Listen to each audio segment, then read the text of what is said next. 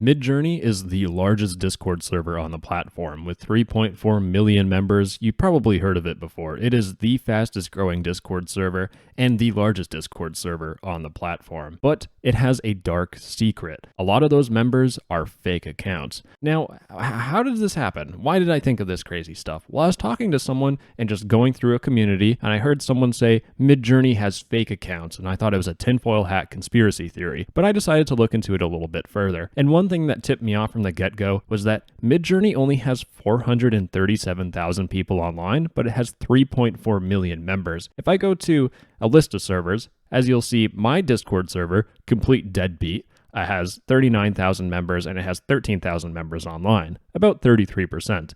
The Fortnite server has almost 1 million members and 20% of them are online. But Midjourney has just about, a little bit more than 10% of its members online, which is really suspicious. I mean, only having about 11% of your members online at a time just kind of seems weird. So I did look into it further. And without going off the rails into conspiracy theory, I decided to approach it from a neutral standpoint. The way Midjourney works is that when you go on the server, you go to one of these newbie rooms and you can use the Midjourney bot, where you can use it to automatically generate art using a prompt. In fact, I've used Midjourney bot a little bit recently, and I like the outputs that I got. This is some really cool art. But the thing is that you can only do 25 images for free. And once you're done those 25 images, Midjourney would love you to purchase a $10 monthly fee to use a basic membership, which is 200 images a month, or $30 US a month. And basically, they just want you to pay for a premium membership. But here's the thing, and this is a little tech tip for you. What is preventing anyone from, once you put in your 25 images and you can't make any images for free anymore, what would prevent you from just making another Discord account? Well, look at this,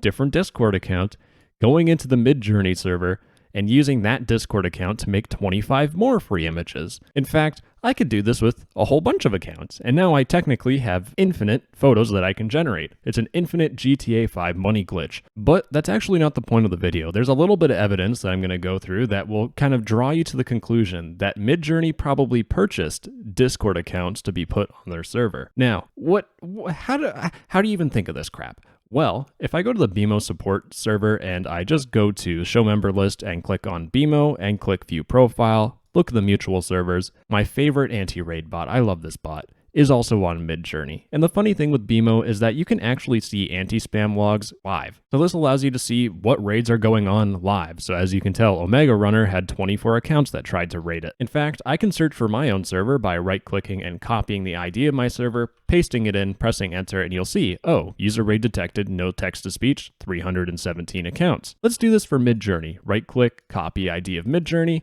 and paste it in. And this is where we get into the cream of the crop, the perfect bit of evidence to help prove a point. As you can see, Midjourney was rated by almost 6,000 accounts, 500, well, that's not a 5, that's a 2, 235,000 accounts, 279,000 accounts, 20,000 accounts, 255,000 accounts, 62,000 accounts, 22,000 accounts. Now, I'm going to scroll up to the very top. I'm just going to right-click on one of these logs, copy link. I'm going to open up Chrome, and I'm going to paste in the BMO log link. Now, just to make it clear, on the left, I actually have my own BMO logs for raid that happened on my server.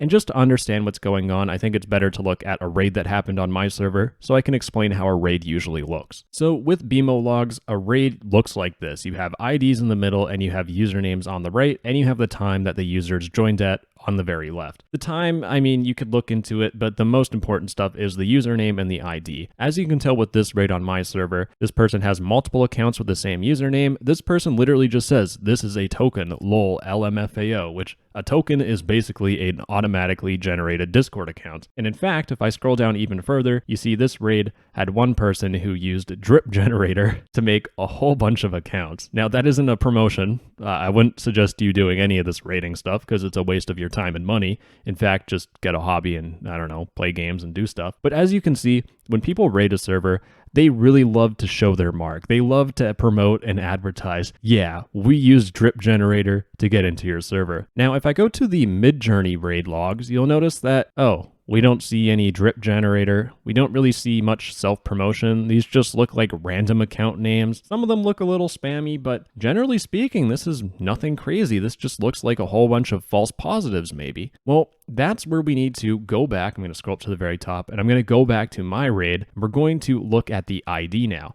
If you look at the ID here, these numbers are very similar to each other. And the reason why they're very similar to each other is because these accounts were generated at nearly the same time, because your user ID is based on what time you generated your account. So as you can see, a lot of these accounts have the same handful of numbers at the very beginning. If I go to the Midjourney server, you will notice that, oh look, these numbers are very close to each other. In fact, they are also quite consecutive, as you can see, and as you can kind of draw from a conclusion, these accounts that are in this BMO raid are in fact generated accounts and are meant to add members to the server. Now the thing is when you have a raid like this and you can tell that these aren't false positives, what you usually want to do is ban those raid members.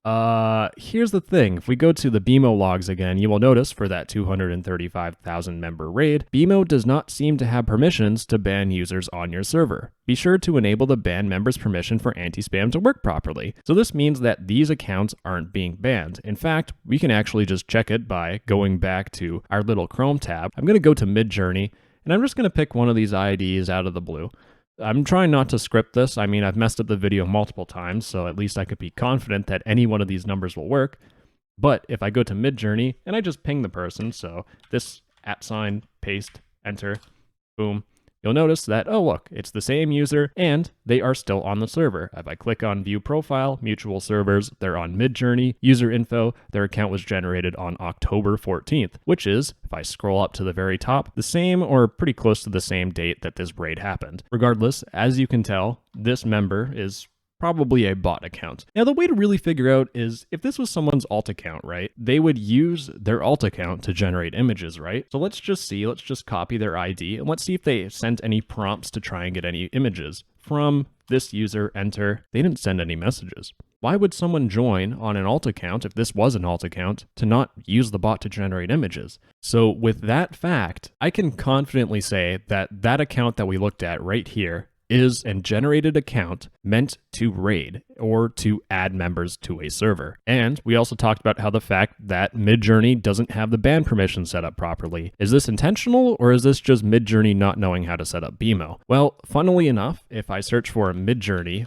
on BMO, press enter, and I scroll down, at some point, we actually do have a couple people talking about Midjourney seems to bot members, which is the topic of this video. But we actually do have someone that works at Midjourney, this person here, Seb, and they actually do talk to BMO staff to figure out what's going on. If I scroll down to the very bottom, you will notice, hey, I'm a developer at Midjourney. We're thinking of adding BMO. And one thing they're concerned about is false positives, which makes sense. You know, if you have a streamer like XQC showcasing Midjourney, a lot of people are going to join the server and you might get a false positive like, oh, this is a raid, even though it's actually just a whole bunch of real accounts hopping in at once because there was some sort of promotion going on. And this makes sense, right? You don't want a whole bunch of your new members joining and getting banned instantly because some bot thinks it's a raid. And the developer even says that, yeah, it's a risk. And they told the person to turn off ban permissions when you expect to get some sort of promotion. And in fact, we can see this happening. BMO, when it was set up, was actually banning accounts. There's no error. And if I go back, you'll notice that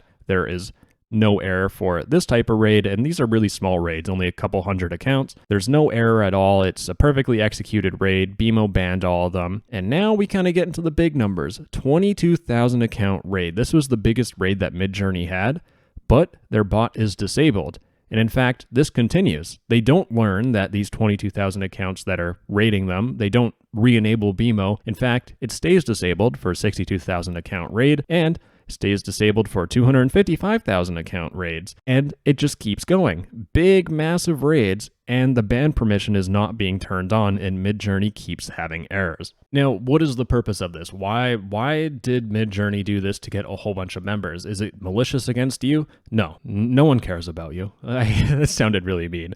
But to be honest, Midjourney's motive for doing this is not to make your Discord experience worse. It doesn't affect you. However, it does affect Discord. So if I go to Discord and I go to the worst page that I hate reading every single time, this is the community guidelines. Discord's community guidelines say that do not use Discord to spam, manipulate engagement, or disrupt other people's experience, including trying to There's two twos there. But trying to influence or disrupt conversations using bots, fake accounts, multiple accounts, or other automation. This includes purchasing or selling methods of artificially increasing membership, such as advertisements or botting. And that's what I think Midjourney is doing. So what is Midjourney's motive? What is the reasoning behind this? Well, it is twofold. First off, I literally started the video by saying it is the biggest Discord server, and in fact, it is the fastest growing Discord server.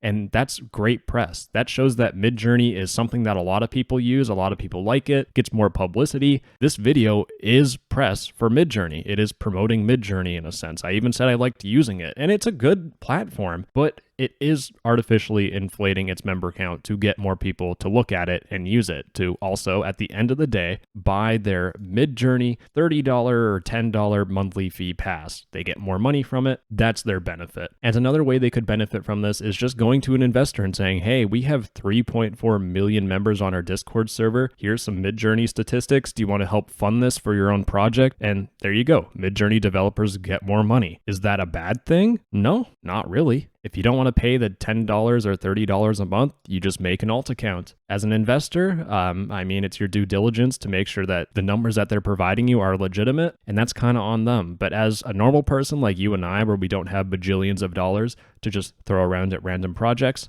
doesn't do anything for us. Doesn't really matter. And that's the thing at the end of the day. Midjourney does have their deep, dark secret that they probably purchase members to make their server look bigger, but it doesn't really affect you. So please, there's no point of harassing Midjourney for this. This is just something I found interesting, and I thought I'd share with you because I definitely heard people talk about Midjourney botting their members, and I thought they were crazy town. But look at me now. Maybe I'm crazy.